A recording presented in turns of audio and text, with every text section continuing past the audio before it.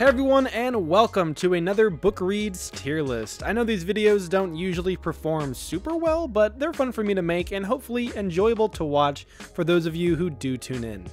This video is covering the first half of 2022. I'm sorry, this is coming a bit late, but with the summer just being absolutely crazy filled with content, I felt like a chicken running around with its head chopped off, not knowing what to cover.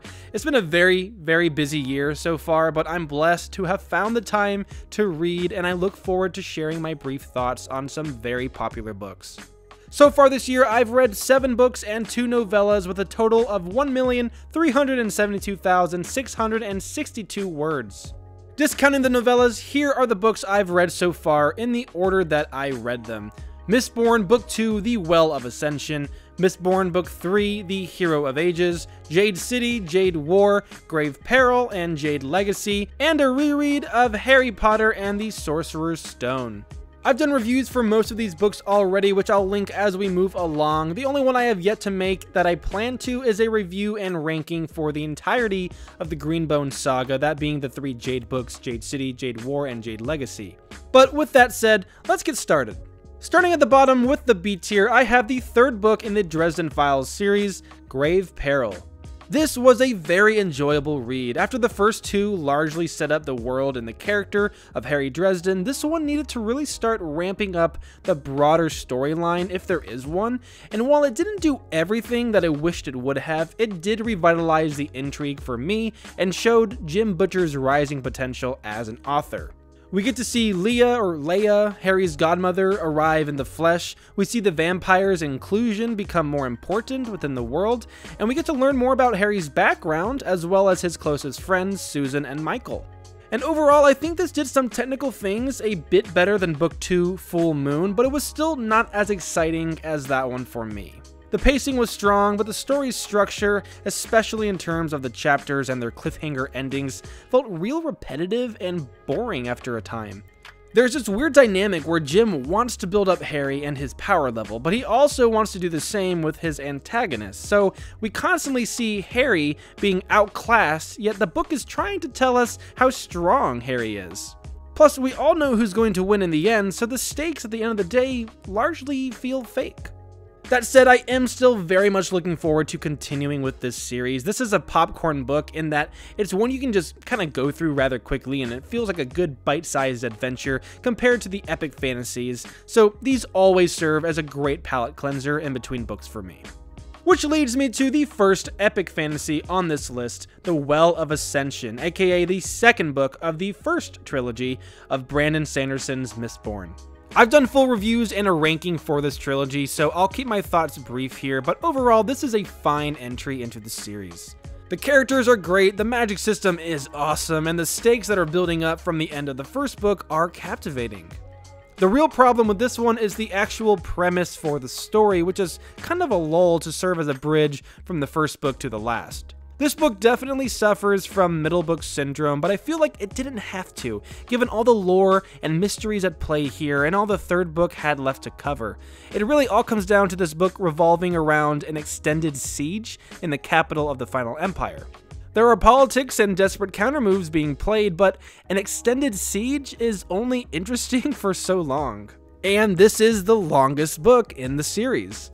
This book slowed my roll in my read-through, but certainly not enough to make me put down the series. It's still a solid book and an enjoyable read, but it's not one I will likely reread a bunch of times like the Stormlight books.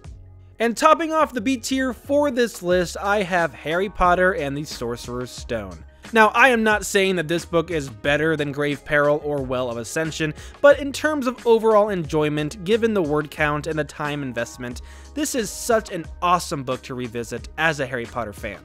This is the one that kicked it off, and it is a classic for a reason. This book alone is responsible for getting millions of people into reading, or reigniting that spark that was once there for readers. It's a magical and wondrous kickoff to the series, and although it is the most innocent of the novels, given that Harry is at his youngest here, and it's the introduction to the world and its characters, it still has a lot going for it. It is clear that J.K. Rowling had a vision going into this series with this book. She obviously fleshed it out further with each book she wrote, but this is such a solid start to this series because of all the grunt work she did do before sitting down to write it. It's a fun book to revisit every now and then, but I still think it fits nicely here in the B tier. Moving up to the A tier, I have Jade War, the second book in the Greenbone saga. I'll be doing a video on this series in the near future, so consider this a sneak peek for the ranking and my overall thoughts. Simply put, I can see why this series is being so well regarded right now. This is a highly technically strong series with fantastic characters and a cool little world that is as much unique as it is familiar. But it also doesn't read like typical fantasy. Fonda Lee made a point to never refer to its magic system as quote-unquote magic. She wanted a highly realistic and down-to-earth tone as it revolves around these crime syndicates to play off of those mob family dynamics, or in this case, clans. And she definitely succeeds at that. Now, I myself am not a huge fan of her prose, as it's really dry and kind of matter-of-factly, but it pairs well with the story she's telling and the characterizations that she's going for. I have Jade War at the bottom, as it's just not the most well put together book of the three. It's still solidly written and a fantastic book, but the start and end for this trilogy are the more interesting ones for me. Which leads me to Jade Legacy and Jade City. Jade City is a fantastic debut for Fonda Lee within the epic fantasy genre, and a great start for the series. The characters it introduces and the magical jade that exists within this world create a very unique and intimate story. Now, these are not story or plot-driven books. I feel like summaries of these books would not sound that great, as it's mostly just an order of events that surrounds its characters. It's the actions and reactions of the characters, getting to see inside their heads and how they think and look at things differently. That's what makes these books so hard to put down.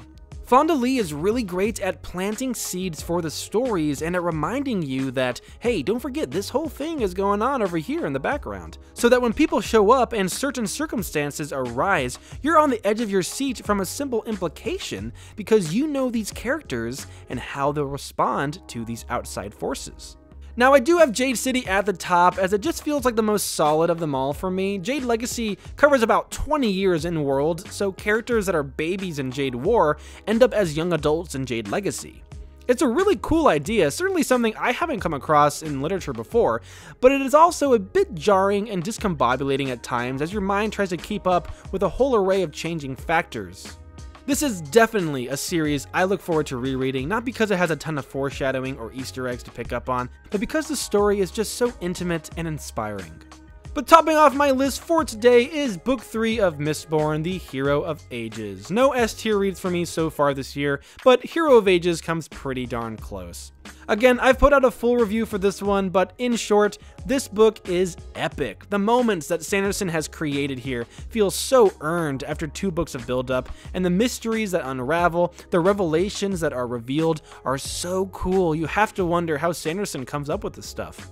The Hero of Ages' only real issue is its pacing and structure. The first half reads entirely different than the second, but by the end of the book, you're not thinking about the beginning, you're thinking about the epic conclusion that you just read.